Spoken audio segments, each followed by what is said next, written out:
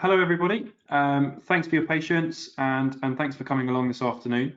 You should be able to see a list of panelists who have kindly given up their time this afternoon to join us. So from left to right, we've got Alan McDermott, we've got Nicolas Heslop, we've got Councillor Nick Prescot, we've got Councillor Mark Brunt, and we've got Charlie Collins, who isn't a councillor, but is from Savills, who are planning consultants.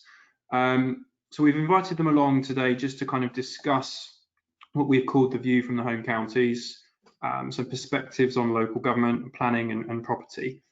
So it's fantastic to have them along.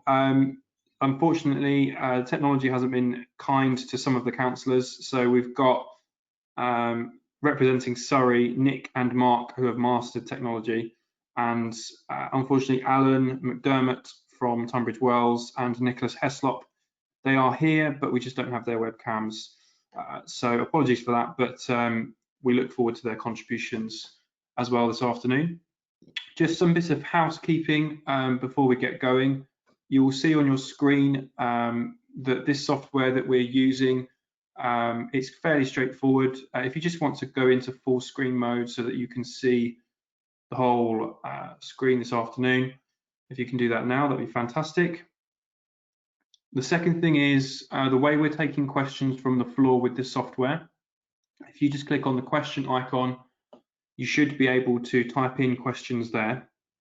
The way I'd like it to work this afternoon is if each panelist can introduce themselves, spend a few minutes to talk about their area and what they would like to talk about this afternoon, and then we will open it up to the floor for an open discussion. So I think that's it from me. Please send your questions through using the question icon. Nick, over to you. So Nick is the leader of Runnymede, but he is also a consultant at Curtin&Co. Nick, over to you. Thanks very much. Thank you very much for that, Joseph, and I'd like to welcome everyone to the webinar today with the view from the home counties, Kent and Surrey. As Joseph said, I'm the leader of Runnymede Borough Council, have been for 4 years, and with that expertise, Curtin&Co have retained my services for assistance on planning and stuff along those lines. So Curtin&Co is a planning development public affairs company. We help developers and councils smooth out the planning process, but also one of the things I've been asked bring on is how we can modernize councils in the kind of digital transformation and agile working journey today, hence the kind of high level title that we have. So just really the perspective from the view from the home counties is that I'm going to give a kind of a brief pitch on my soapbox, and then Mark is going to give the view from Reigate in Banstead, which is in Surrey, but some people say is in a different part of Surrey, much more leafy, greenier, luxurious part of Surrey rather than the northern powerhouse of Runnymede. But then after that, we will go to Alan from Tunbridge Wells, and then Nicolas Heslop, Councillor Nicolas Heslop from Tonbridge and Malling afterwards. And I suppose really the thing I'm really interested about more than anything else is kind of seeing the view from Surrey and the view from Kent, and how that kind of is parallel or conflicting, and then really from Charlie at the end to just say what's the view of the planning committees and the councils within that. So as Mark and I are both the only council leaders in Surrey with a majority, we may get mildly political when we talk about people like Guildford's planning situation, but we would say that, wouldn't we? But we hope there is some similar rivalry in some of the rival councils in Kent. So I think the view from the home counties, I think if we sat here this time last year and we said that in a year's time there would have been a COVID pandemic where everyone would have to work from home on a permanent basis, and that involves the kind of digital transformation, agile working. How do you run those planning committees virtually? how you deal with planning applications virtually as well. I think also in terms of one of the really big things is we've had the planning white paper, we've had the housing white paper. One of the really big things in Surrey has very much been the kind of drive for unitarisation, and we had the excitement in the summer of having the central government saying that there's a white paper imminent, it was going to turn up, it was going to come along, and then it got delayed and it got shelved, and there was a lot of excitement from that. So yeah, and do keep coming your questions in as well, because we haven't seen many yet, and we would like to see some. So I think also from the Runnymede perspective, we passed our local plan just this year. It cost us £2.4 million. It cost us endless amounts of grief. I think we had 3 Regulation 19 things in there, but we got it over the line. We're getting SIL in place. But then as soon as we got this in place, we now have this new planning white paper where they're going to start doing zoning, a national level of infrastructure, and basically take a lot of the heat, or try to take a lot of the heat out of the planning. And so kind of when you look at that, and then you look at that along the line in terms of local government reform, and also with planning and housing, it's kind of like, on the one hand, with the devolution and the local government reorganisation, is that they wanted local areas to level up and take control of decision making, but then on the other hand, it's kind of curtail the planning capabilities and realities of what we can do. And also with the housing as well, the housing design and everything along that is kind of make it much more international framework. So I think the view from the home counties is that obviously we're around London, but what we see is Whitehall on one hand saying, yes, we want to do devolution, we want to give control to local politicians, that your pavement pounder who gives you the leaflets for the local election will become more relevant in your lives. But then on the flip side of the coin is that they seem very reticent in terms of handing down power. And I think one of the biggest challenges we're facing, especially in places like Runnymede, and I'm sure it will be the same for other areas in Kent and Surrey, it's all very well building houses, but how do we build communities? Because at the end of the day, as most politicians will agree with you, is that if it's a bad community and you're responsible for it, you're unlikely to get voted in. And I think as politicians, we certainly do want to build good, healthy, strong community, but also have that infrastructure link in there as well. So I think it's one of those things that is a real challenge, and one of the things that we'll certainly see as we go along. But that's enough from me. I'm going to have to do the classic home working thing, is that an Amazon man has been at my door for the last 3 minutes. My dog is barking. So on that, I will quickly mute myself, run downstairs, see what all the hassle is. But Mark will be in full flow. So Mark, I'll hand over to you. Yeah, and thank you, Nick. Especially with that introduction of the being the greener part of the county of Surrey. I think we do have one of the highest percentages of trees anywhere in the country in our borough, but we also have a very significant number of older residents and residents in care, and I think that's been seen as part of the COVID outbreak, where we have the highest numbers of clinically extremely vulnerable anywhere in Surrey. So we do have quite a diverse area and a diverse group of residents. And if anyone is unsure about where Reigate and Banstead is, one of its claims to fame was the gentleman that decided to build a castle hidden behind bales of straw was actually in Reigate and Banstead.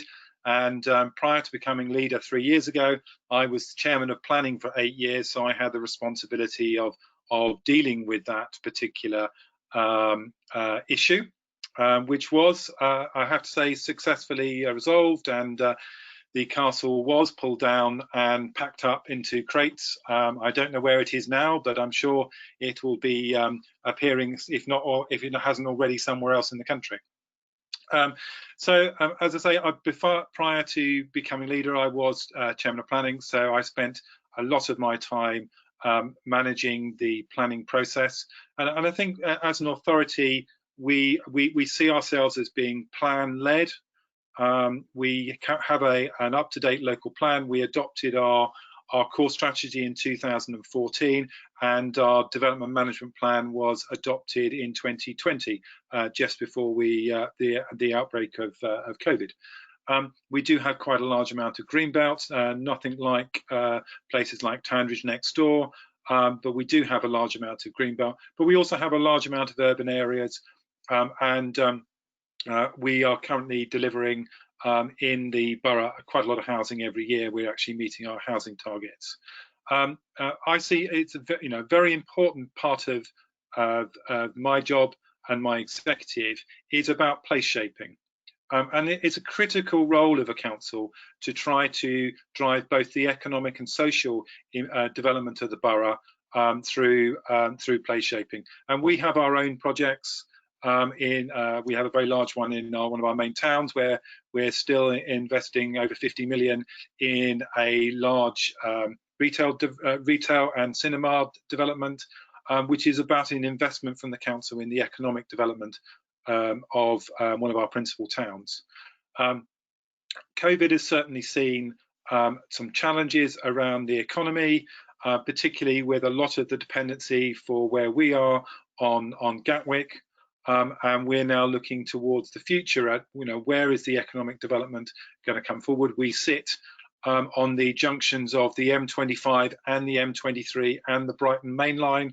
So sustainably, we have some of the best connectivity into London and to the south coast of anywhere in Surrey. And that's a critical part of our place shaping and our development around some of our major towns.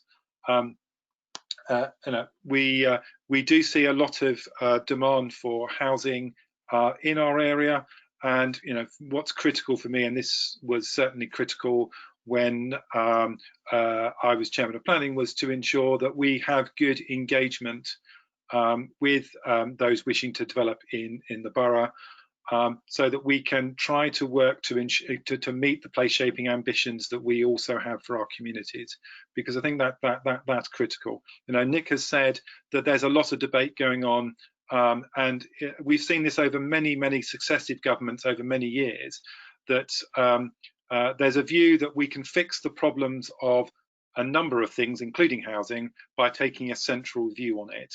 And I think that is folly.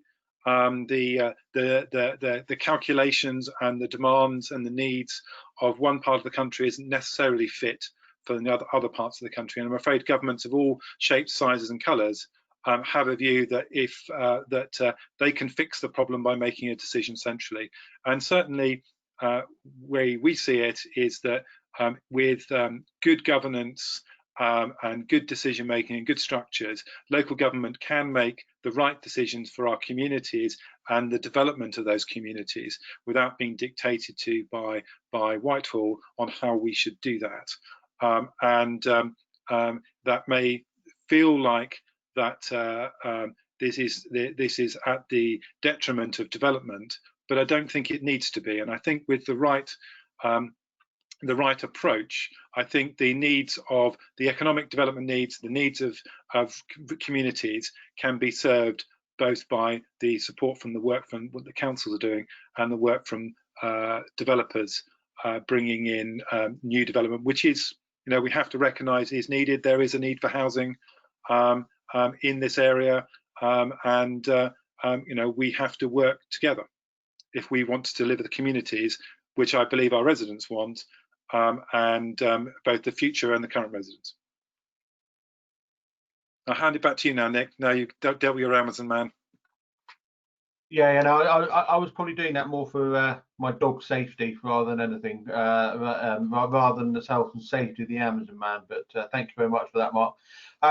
So thank you very much for that. That's really interesting. Please note is that you can put questions in. If you look on the right hand side of the dashboard, there's a kind of Dutch orange question mark with a circle around it. Please do type your questions in there, and we look forward to hearing those. So next up, really for the 5-minute intro, is Councillor Nicolas Heslop from Tonbridge. Hopefully you had a good introduction from Surrey. I suppose you can lead the way from the Kent side. Yeah, thanks very much indeed, Nick. So Nicolas Heslop, I'm leader of Tunbridge and Morley. Apologies that you can't see me, but I've got a great face for radio, so you'll probably be pleased about that. Let me start from the perspective. Myself, I've been a councillor for the best part of 22 years. I was elected in May 1998. And I've been the leader for 7 years. I've also held the economic regeneration portfolio for some time as well. Tunbridge and Morley was created out of the 1972 local government reorganisation, and it's always been described as being the bit in the middle.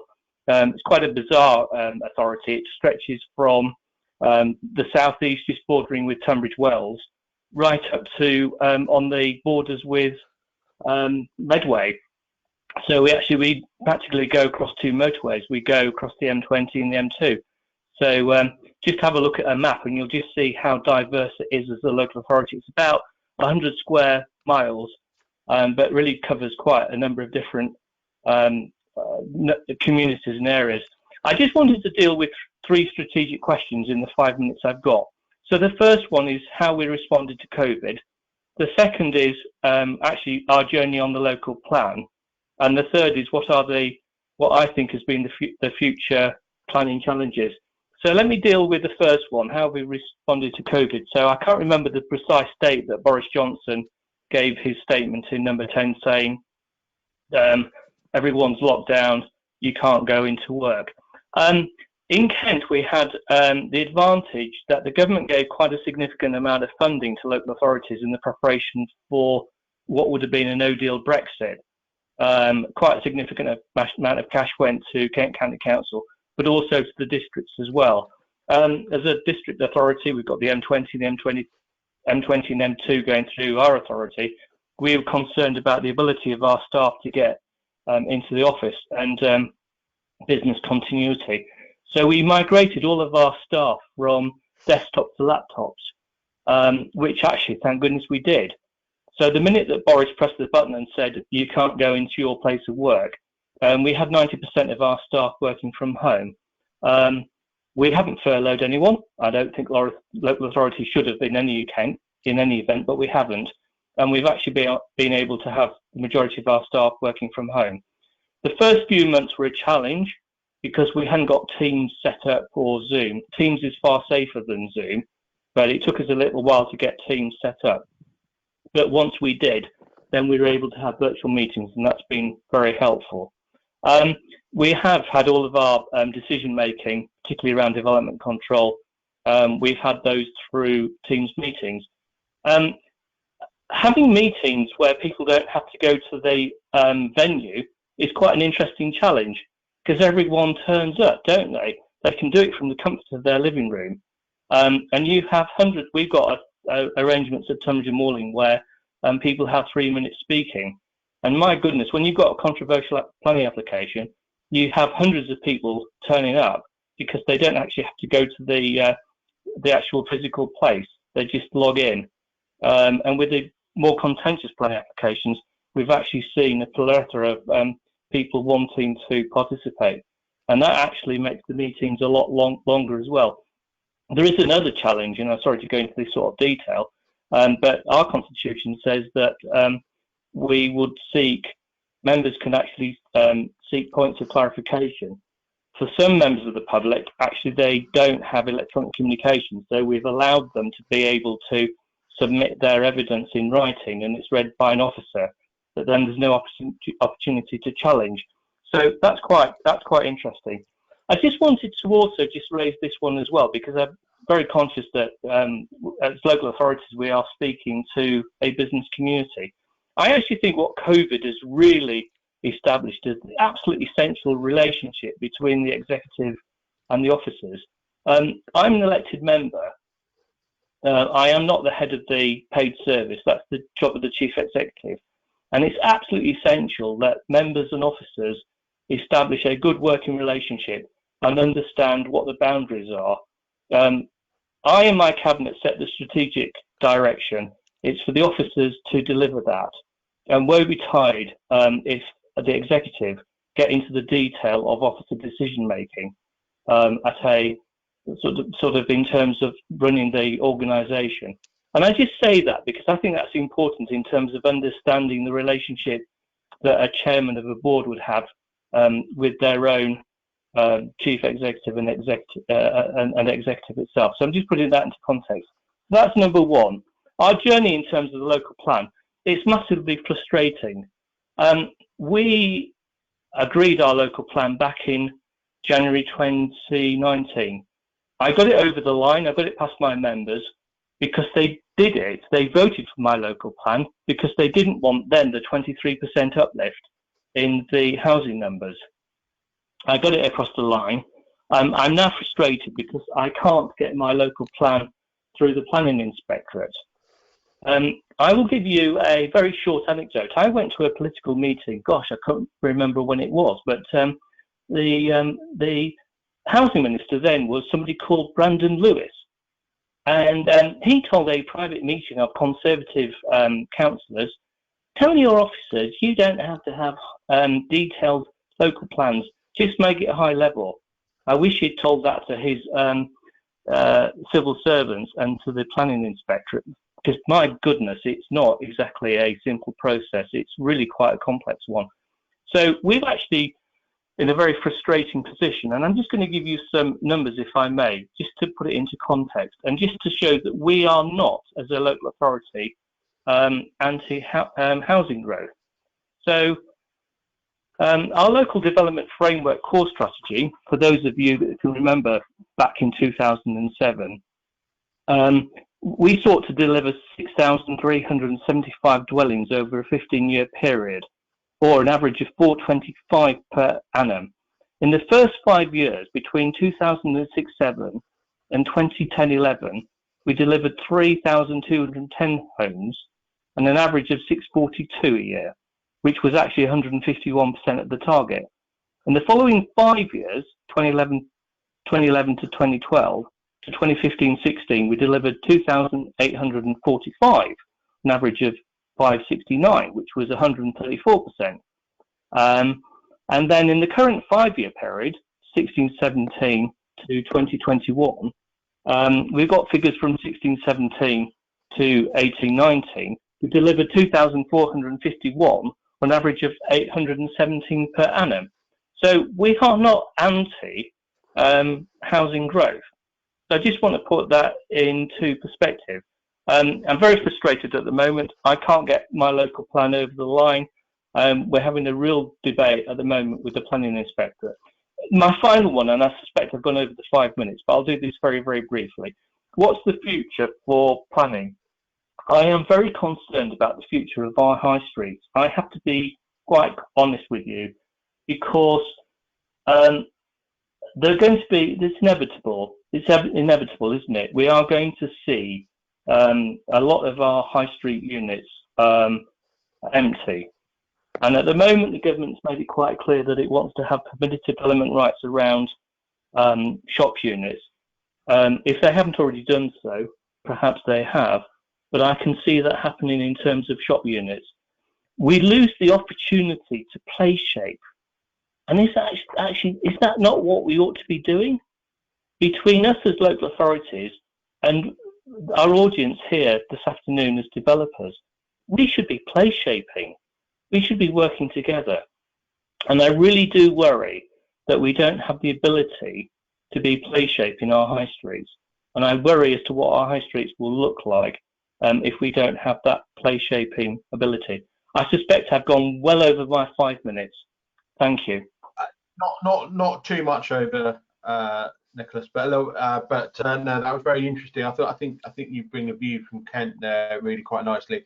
So just next up, we've got Alan, the leader of Tonbridge, and then a quick overview from Charlie, and then probably if you aim for about 5 minutes each, and then from 5 minutes past 3 we can then go to the questions. And thank you very much for your questions. They are coming in thick and fast, so that can only be a good thing. Over to you, Alan.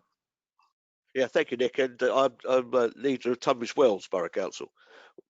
Nick is remember as leader of Tunbridge. I'm also the portfolio holder for planning and transportation for your guide. That's been one of my sins.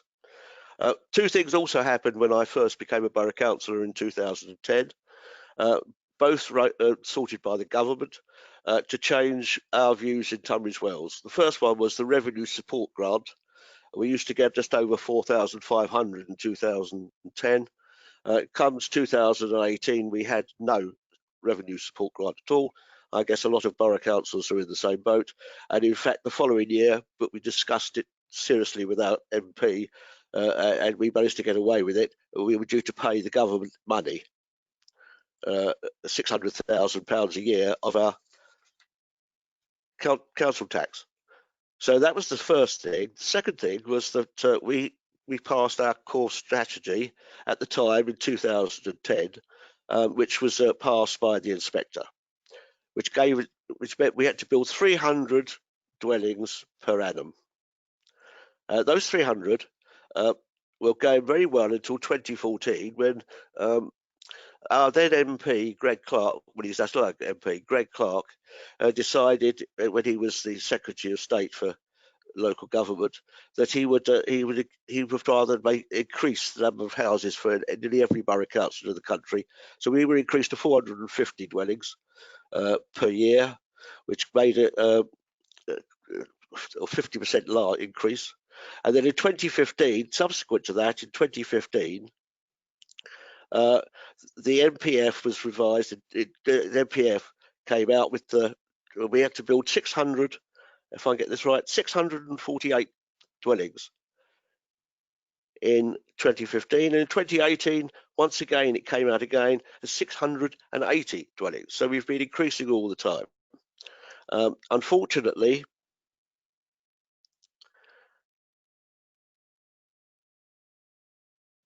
oh, hold on a second.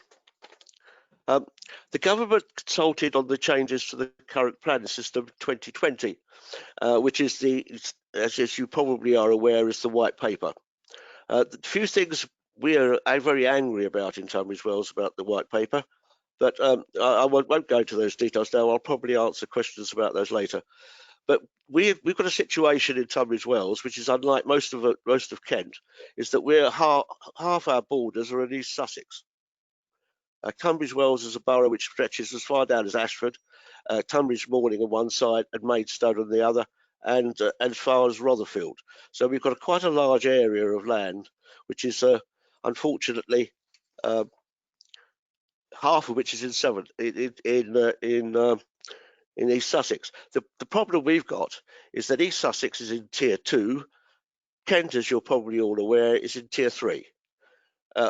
Our 100 per 100,000 is down at 85, which is the lowest in Kent. It's lower than East Sussex, which is stretched at 155. So we're surrounded by East Sussex and Tier 2. They can go out more than we can, and we're completely stymied at 85, which is causing a lot of turmoil in Tunbridge Wells as a whole, and a lot of people are very angry about it. I think I'll stop there because I think I've probably spoken for about 5 minutes. I have. Thank you. Yeah, thank you very much for that, Alan. Much appreciated. Charlie, your view, and then we'll go to the questions. Thank you. Hello, everyone. Hopefully you can hear me, which is good. So thanks for having me on. So first thing to say is, as a consultant, I've been quite impressed with how local government's adapted to the restrictions. We've got probably smarter public engagement processes now. I could do consultation behind a screen rather than being shouted at by the public at exhibitions. We've got virtual planning committees everywhere, which seems quite a smooth way of doing things.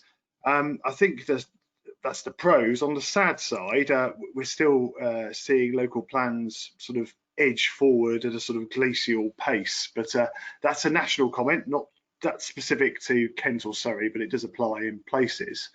What I wanted to do in my remaining 4.5 minutes is just go through planning reform, just to provide a bit of context, hopefully stimulate some debate. So obviously, There's some short-term changes to the planning system, which were announced in early August, and on the same day there were the long-term changes to the planning white paper. A government select committee is also tasked with looking at these various changes, and they're due to report in the new year. Now, obviously, the shorter term change of the most controversy is something called Standard Method 2, and that is where the government is, in inverted commas, imposing housing numbers on local authorities. Now, that is based on a formula. It's also known as an algorithm in the national press. You probably read about it. And that is going to add up to 337,000 houses a year across England. Now, the question is, will it survive? And when is it coming out? Because we don't yet know. It was supposed to be out on the 1st of November in final form. Some are saying before Christmas, others are now saying February, but that's certainly a point for discussion, because it does have big effects for the plan making going forward in all authorities in England, including obviously the 4 on this call. Then we have first homes, and that is a new affordable housing tenure, which the government wants to roll out nationally. How does that relate to local authority, local plans and decision making remains to be seen. Affordable housing to be excluded from schemes of 50 or less dwellings. That will have implications, of course. And of course, something called permission in principle, which no one really does yet, but the government's hoping to expand that ability for schemes of up to 150 dwellings, and that's supposed to simplify the process.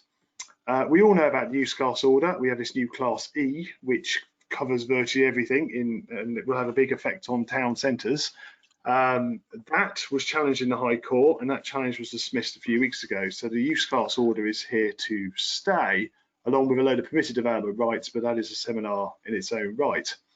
So just moving on to the main reform, planning white paper, I think it's important to say that we're not getting zonal planning.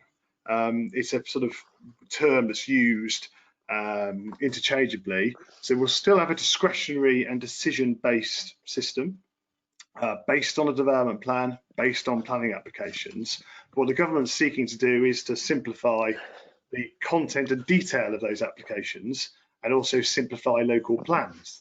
So it wants to do so by essentially allowing only 3 types of land use designation, so protection, regeneration and growth. Now, obviously in the profession, the planning profession, we're questioning that, I think, across the board, because clearly there's a big difference between a greenfield site that's countryside and a greenfield site that's countryside, or sorry, greenbelt or AONB. So I thought I'd just highlight some of the responses to the planning white paper to give a bit of context. Anecdotally, we've heard there's been 10,000 responses sent in to the government, so they've got a lot of reading to do. Thankfully, everyone has accepted that we need a planning system, and everyone agrees that the planning system should be reformed. And that's about where the consensus ends. And obviously there's different views of different people, from the development industry, from the environmental lobby, from local government. I think there are some common themes. The first is that everyone questions whether or not planning could be simplified into just 3 zones. I think also, in addition, everyone questions whether, without resourcing, local authorities will be able to produce a new plan within, I think it's 36 months, which sounds, you know, based on previous experience, ridiculously fast to produce a new local plan. There's growing calls for some form of strategic planning system. That might happen anyway with local government reform and fewer local authorities, question mark. But clearly the duty to cooperate is not working, and that's affecting a lot of authorities. It's directly affected Sevenoaks. It might affect Tonbridge and Malling, and Councillor, we heard you talk about that a little bit earlier on that point. But we need a better way of joining up the councils to make sure that there's some form of higher level strategic planning. But of course, not at the expense of localism. That's come up already in a discussion. Section 106, most of the profession would like to see retained. It's a good way of mitigating the impacts of development and ensuring that sustainable communities are retained. The alternative is some form of infrastructure levy, which I won't go into detail now, but it does seem rather a mystical thing, the proposed tax on new development, how that's going to work, what the levy is going to be, how it could be changed by different locations, and how it would affect development viability and delivery. All questions not answered in the white paper. And finally, of course, the ongoing debates about what the number should be in terms of housing growth. I'll probably leave it there because I've taken up my 5 minutes, but all food for thought. Thanks. Thank you very much for that, Charlie, for that analysis, and appreciate the patience whilst you listen to the politicians ramble on like we always do. But I suppose really the first question from that I think is a good first question, and that's to Councillor McDermott. And basically the question is, are you worried that your local plan will suffer the same fate as Sevenoaks due to the recent JR review? Well, our local plan isn't gone before the inspector yet. It's approaching. We're hoping to get our local plan into the inspector by, well, go out for final consultation at March and to the inspector by October next year. We have actually constantly been in touch with the inspector. We're obeying all the rules and regulations that he's putting forward, and he's actually telling us where we're going wrong and perhaps if we should hang back a bit and do this and that.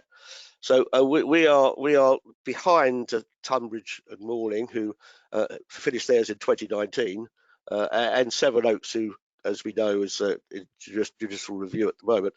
But with us, we are actively engaged with the inspector to try to get our local plan through. It doesn't mean it will get through, of course, but that's what we're planning to do. And we are discussing everything with all our local borough councils next to us, like Tunbridge and Morning, Sevenoaks, Maidstone, Wealdon, and so on. So we are engaged with other borough councils surrounding us about this as well. Lovely, thank you very much. Thank you. Question. Sorry, what's that, Alan? I said thank you. No, that's great. No worries. Councillor Heslop, we've got a question for you. Do you think it's time for a regional greenbelt review, i.e. spatial planning? I think there's two parts to that question, aren't there? I agree with what Charlie said about review of the greenbelt, because I think there are some parts of the greenbelt that are greenbelt and should be maintained as greenbelt, and there are parts of the greenbelt that are not greenbelt. And Tunbridge and Morling have given permissions within the greenbelt. Peters Village is an example. It's within the greenbelt, but it was a brownfield site within the greenbelt. The second part of the question, should we have a spatial review? Yeah. Is that correct? Planning review, like cross-border duty to cooperate review, kind of thing, planning. Yeah, I mean, that would take us back to regional development, wouldn't it? I think governments recognise that the duty to cooperate isn't working. I think that's a wider question. Do you think, in response to what Charlie said, I mean, I absolutely agree with you. I mean, we're not being shouted at planning meetings, which is a godsend for local authority members when you're not being shouted for voting an application because it's the right thing to do. Can we just be clear about the role of local members on planning committees? Because I think it's absolutely essential. The Development Control Committee is quasi-judicial. The role of local authority members on a planning committee is to, as best, to interpret planning law and to challenge the planning officer's recommendation. And there are still councillors who have this view that they are there as democratically elected members to take a decision on behalf of the residents. That is not the role of local authority members. It is a quasi-judicial process.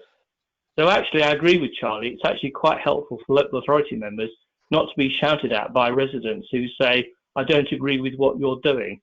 I also agree with Charlie in terms of the pace of the planning inspectorate. I mean, it is absolutely outrageous. Our local plan was agreed by my members back in January 2019. Here we are on the 3rd of December, and I can't get the bloody thing across the line. You know, and it's just so frustrating, absolutely frustrating. And, you know, if there's anything the industry can do, just get on the back of the planning inspectorate and speed it up, for goodness sake. And then we can have a planning-led system. Yeah. Okay, thank you very much for that. Charlie, for a quick view, and then Mark. All right, thanks. So just to pick it up on that point, I mean, it's taking just over a year now to get a public inquiry through. So this is the applications process through the planning inspectorate, and believe it or not, a week longer to get a hearing through. So there we go. There is supposed to be a streamlined process under the Rosewell review for public inquiries, but there's only so many appeal slots available for that. But the same issue applies to local plan production as well, and feedback from planning inspectors on those. I know Tonbridge and Malling is still rumbling on there. Just on the greenbelt point, I mean, clearly, if the duty to cooperate goes, it does need to be replaced by something. So whether or not there's some informal strategic body set up between collections and local authorities. So in the case of Sevenoaks, it could be Sevenoaks, Tunbridge and Malling, and Tunbridge and Wells coming together. In Surrey, it could occur through local government review and reform if there is a change in local government in Surrey. I'm sorry to raise it, but it's on the cards, we know, and there's suggestions from the county council and also the boroughs and districts. Because obviously, if you have less local plans, you might improve the chances of getting to complete local plan coverage across England more quickly. And Nick, I know Runnymede have just adopted your plan, so well done. You've managed to get it across the line yourselves. On Greenbelt review, and this is a Savills view and a personal view, I do think there needs to be a strategic approach taken to it, or at least a consistent methodology applied, because at the moment, there's no requirement to review a Greenbelt automatically. You only do so in what's known as exceptional circumstances. But it's inevitable that every authority in Surrey and Kent that has Greenbelt that produces a local plan will have to trigger those exceptional circumstances because of the development needs over above the existing previously developed land capacity. Now, reviewing your Greenbelt doesn't mean releasing all of your Greenbelt. It means you just do the process. You review it to see if it's all still fit for purpose. So that's what I'll say on that. Thanks. Mark, quick view from yourself on this. Yeah, so I think in terms of the thorny subject of Greenbelt, as part of our local plan, we released sites in the Greenbelt and designated them later in our plan as part of urban extensions. So we have done that, and I think it's the same for all parts of policy. You have to keep it up to date, and certainly the advice to my development management officers, my policy officers, is that we need to spend time on ensuring that our policies are kept up to date. Our approach should be an agile one, and that will inevitably mean that we do need to be clear on the value of pieces of Greenbelt. We can't just deal with it as a single entity. As has been said, there's an expectation sometimes that Greenbelt is a field with sheep in it, all very nice, but actually we've got a number of sites. I've got a Second World War ammunition store, which is technically in the Greenbelt and has been used for dumping and storing scrap cars for many, many years. And we had an application for that, which we granted on the basis that actually it was an improvement and actually restored the Greenbelt in that area. So Greenbelt isn't Greenbelt, but I think you have to constantly review it. We are fortunate we have an up-to-date local plan, which we re-adopted, much to the dismay of much of the industry. But we have consistently tried to be plan-led and keep our policies up to date. But the problem is it takes so long to get anything approved that by the time you've actually got something approved, you should have started to review bits of it again 2 years beforehand. And we have to get a more agile process that is less adversarial and that is actually about trying to do the best around place shaping, because it is very much them and us, and we have to find a way that means that we get the best policies for our communities, which doesn't have to be at the detriment of our development industry. Okay, thank you very much for that, Mark. So a question we've got for Councillor Heslop, and that is, would a greater push for planned new settlements be a case of two birds with one stone, housing provision and placemaking for the 21st century? Sorry, just say that again to me. I didn't hear that. Sorry. Would a greater push for a planned new settlement, so garden villages and stuff like that, be a case of two birds and one stone, housing provision and placemaking for the 21st century? Okay, that's a very informed question. So our local plan has been around about having 5 or 6 strategic sites, which give us the best opportunity for having infrastructure support around those. So whoever's put that question in will know what our local plan looks like in terms of the 5 or 6 strategic sites that we've got. I think there is a big challenge for both of us at local authority level and also for developers as well. There's a real anxiety in the home counties about the ability of the infrastructure, whether it be roads or GP surgeries or dentists or schools, to support future housing growth. I've been quite clear that national government has actually ignored the home counties on these issues for the best part of 40 years. Just look at Tunbridge Wells, ourselves in terms of Malling, in Tonbridge, in Sevenoaks, etc. And so our local plan was deliberately aimed at having a number of strategic sites that we could maximise investment along those in terms of developer contributions. I hope that answers the question. Happy to come back. Yeah, Charlie, have you got a quick view on that one?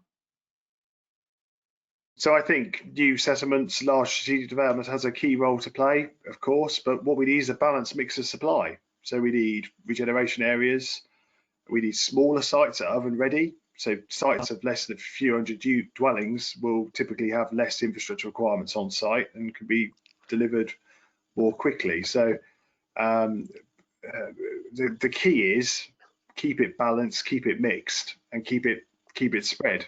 Would be my message, because if you look at those authorities that have overly relied on lots of big strategic sites, they soon fall behind on the 5-year housing land supply and housing delivery test pieces. So there's a role for both. Could I come in here for a second? Yeah, sure. Could I come in for a second? This is Alan. Tunbridge Wells Borough is 80% ANOB and Greenbelt. Not quite as high as Tonbridge and not as high as Sevenoaks. Sevenoaks is in the same boat. We've only got 20% of the land which we could build on, although we have got quite a lot of ancient woodland. And some parts of the borough do flood.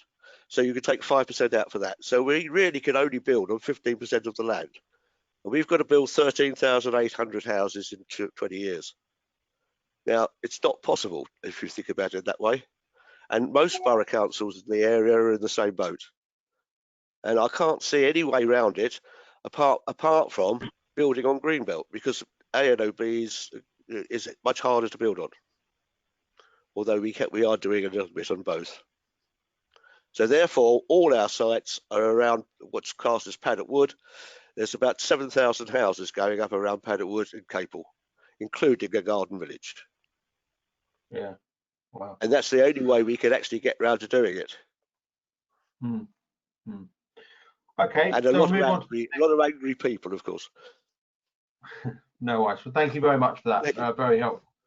So we've got a last call for questions. We do have enough, but if you just a quick reminder to, if you feel the urge to do a question, use the orange question mark. Just another question for Alan, really. How ambitious are your council's regeneration plans, given the impact COVID has? Are you kind of internally transforming, or are you completely changed your budget? Have you completely changed your plan? We're probably one of the only boroughs in the whole of the southeast which is doing a cultural hub in the middle of Tunbridge Wells, but has been working right the way through the COVID situation. We had a library come museum and an adult education centre tucked away. It was all run down and everything else. So we're renovating it at a cost of £18 million. They started building it just before COVID, and they've been building it all the way through this year. It is now almost complete. It will be finished about February next year. That is the actual building. Then we've got the fitting out, which will take a bit of time. But the whole cost is £18 million. So it's regenerating. Yes, we did try to do some regenerating with the new theatre last 2 years ago. Unfortunately, that's fallen by the wayside because the people of Tunbridge Wells didn't want it, really. But we are actively engaged in regeneration. Brilliant. Over to Mark Brunt for the same question.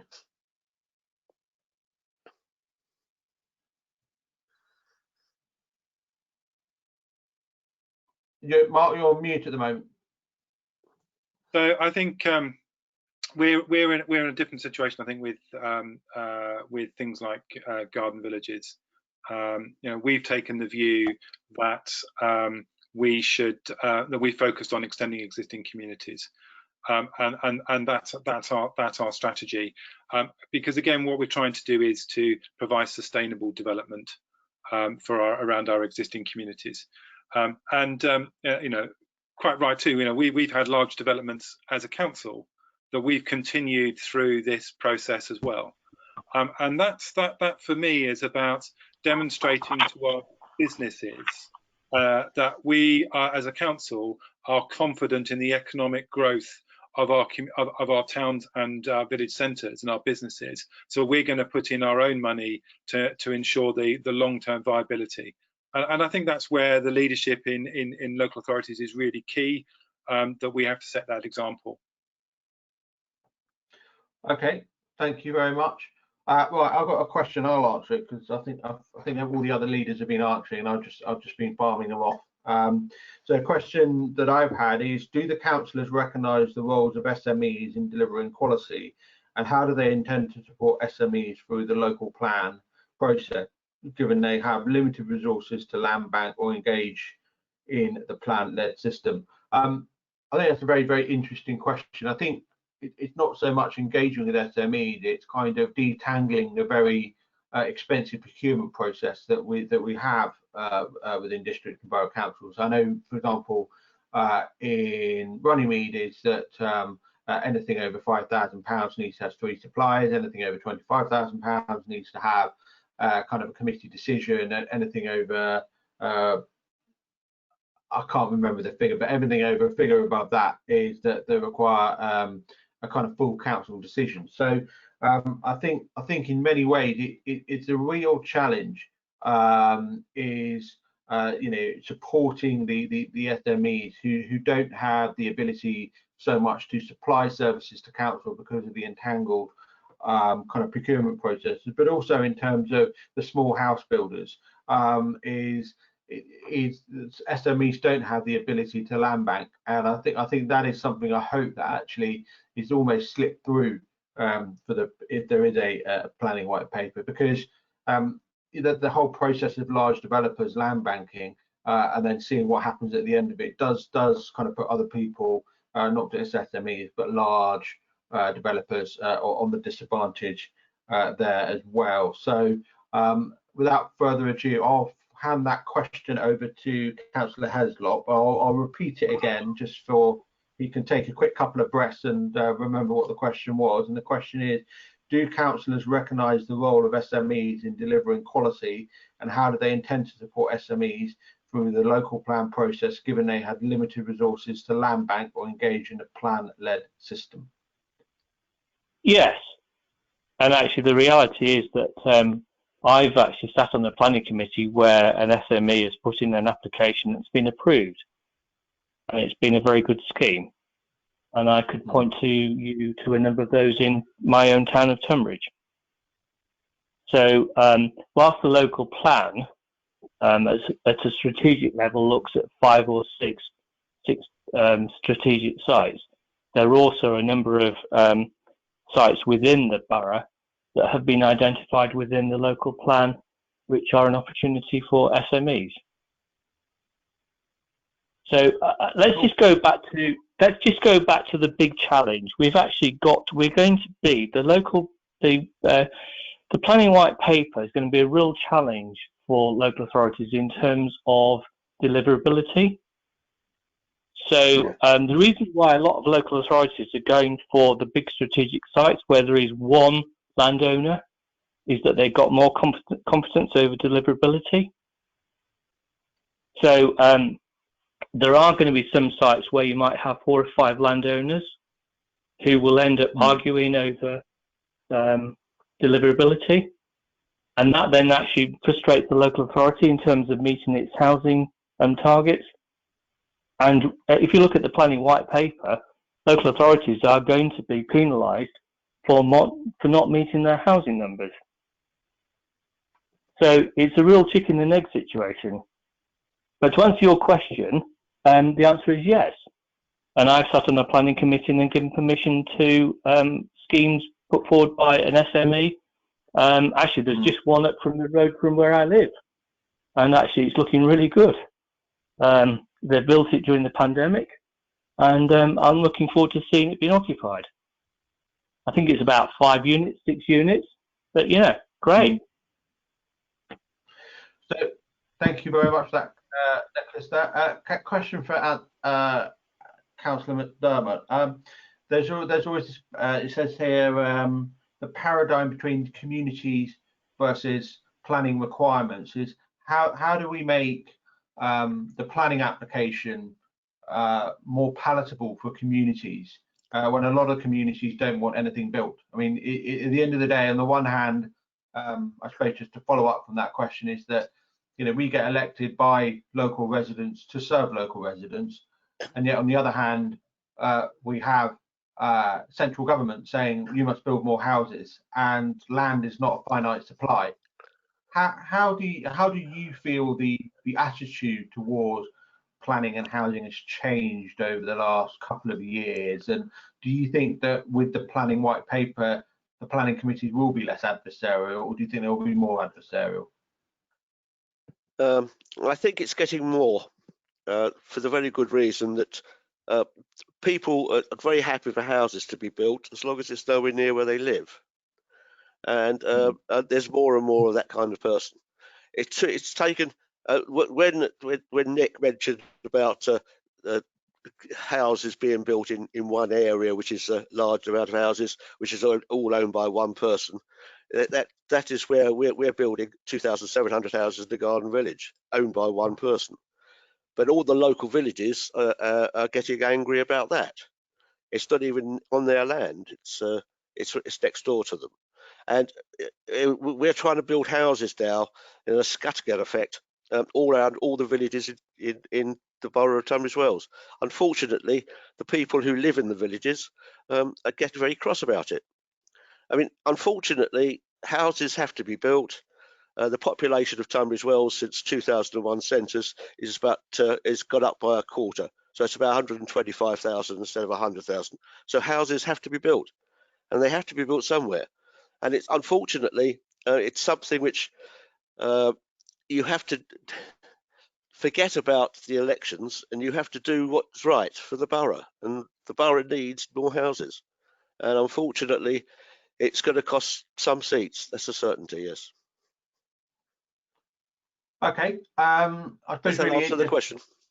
Yeah, very much so. Thank you. I suppose a bit of a spin on the question for Charlie and then Mark is, how do we, when you talk about the relationship between the community and the politician and the planning committee, how do you find the kind of continuity at the officer level in terms of, you know, you kind of build, you know, the politicians and some of the leaders are there for a long time, or as Councillor Heslop, you know, for being a councillor for 22 years, that's a very long time. But obviously, one of the complaints I get from my residents is halfway through a planning application, they change the planning officer, and they kind of, the whole pack of cards stacks down, and you have to restart again. So really, from your view, Charlie,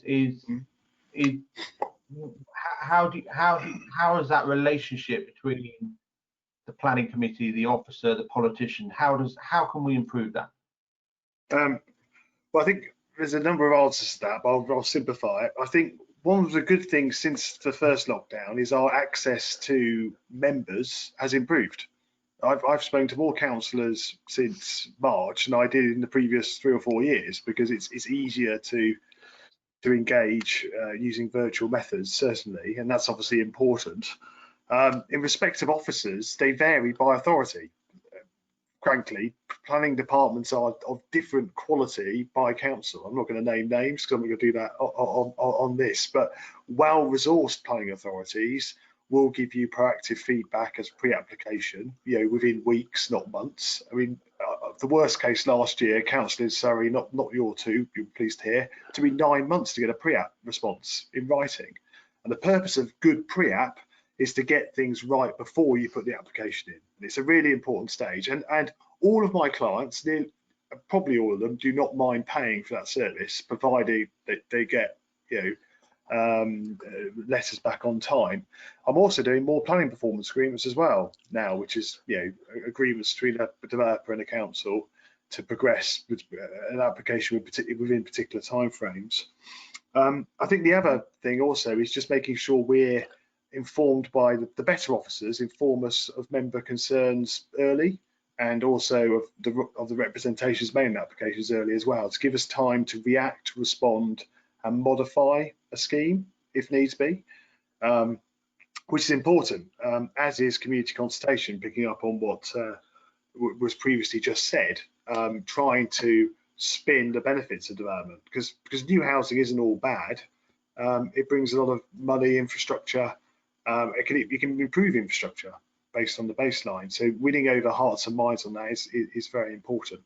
Sorry, a long answer to a short question. I appreciate it. It's a complex issue. So I'll hand over to Mark, I think. Who's going to chip in. So a slight twist on that, Mark. So obviously with us being virtual, not driving, obviously environmentally friendly, because we're not using all those miles up in our cars to drive from town halls to parish councils and all that. I suppose, Mark, in your view, do you feel that there's better communication with the public because we are doing things virtually, because we are doing virtual exhibitions, we're doing virtual planning meetings? It's more of a nightmare for the politician to go through the shenanigans of the planning committee. But do you feel, from a kind of digital transformation perspective, is that what the COVID crisis has shown us in the last 6 to 12 months is something that was going to happen anyway? Or do you think the shock of COVID has certainly given a whole new perspective on how the local council deals with their residents? Slightly part of my frustration in a way with this conversation is that it's all very much focused on what's bad, rather than actually trying to highlight the good practice, because I think there's also equally some really good practice that we should be highlighting, and we should be showing as the sort of things that we want to do. I think when you get to having been chairman of planning for 8 years, I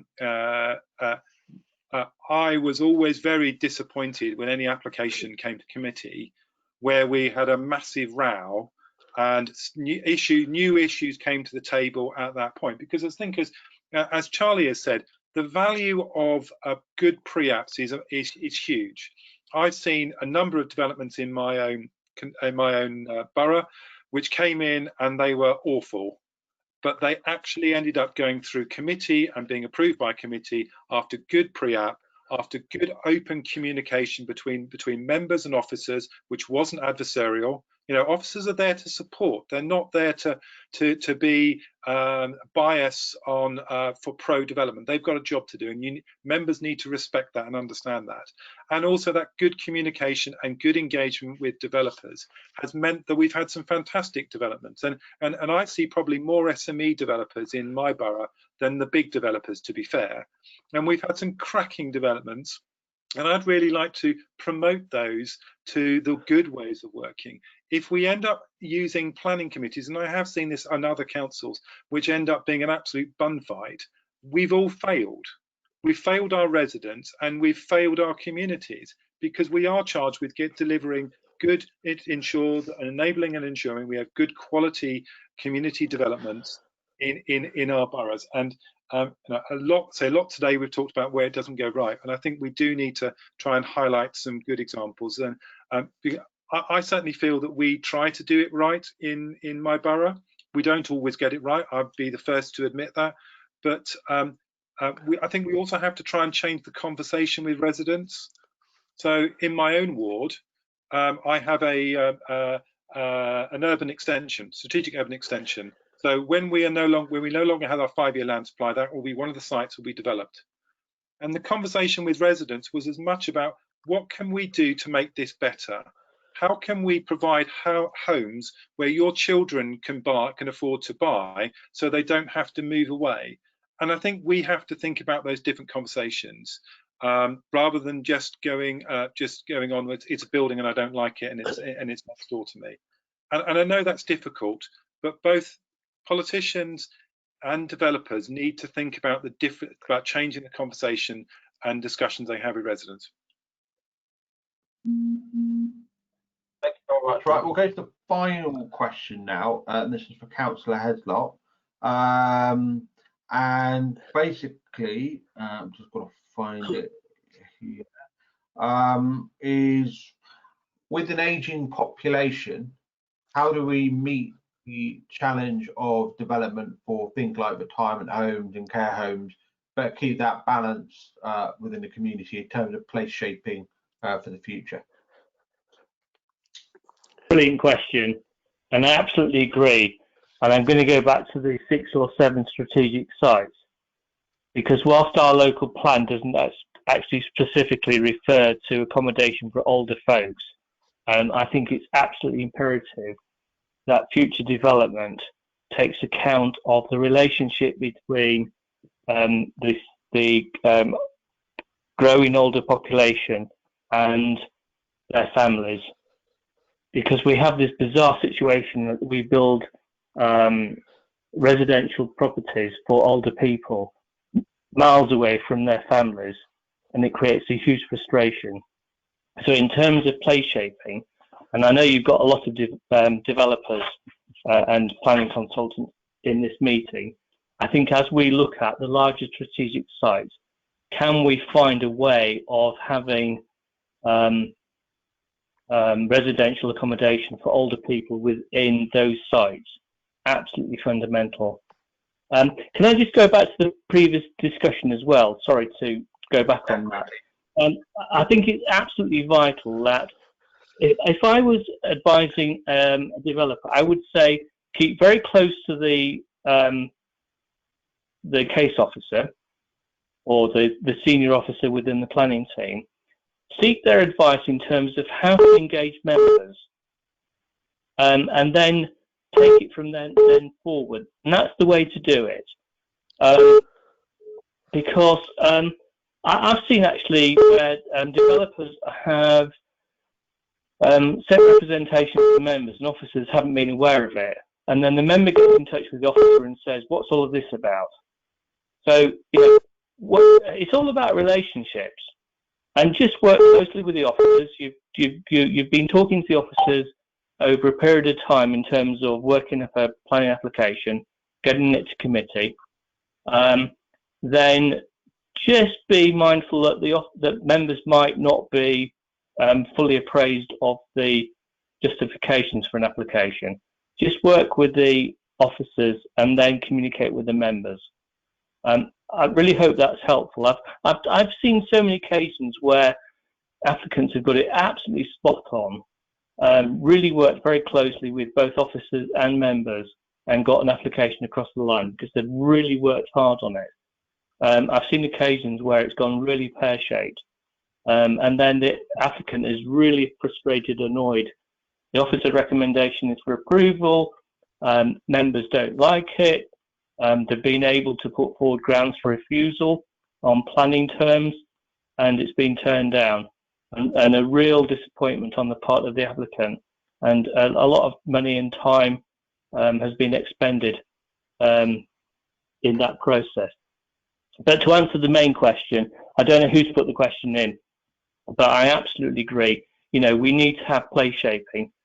We need to have environments now actually where we consider both the needs of older people, and it may well be through affordable housing, you know, just not too far from where I live in Tonbridge, where we've got a great scheme through Abbey Homes, absolutely brilliant, in terms of supporting older folk.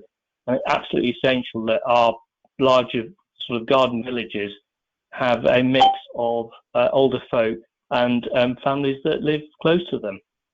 Sorry, that was a very long response, but I hope it was helpful. Brilliant. Well, thank you very much for that. And on behalf of Curtin&Co, thank you to all the other leaders and the attendees to come along. I mean, that's one of the key things that Curtin&Co do, is basically introduce, maintain, and enhance those relationships between the politicians, the developers, the planners, the officers, all that kind of thing. So I think it's really important, especially as the new planning regulations become legislation, is that the value and the power of relationships is really important.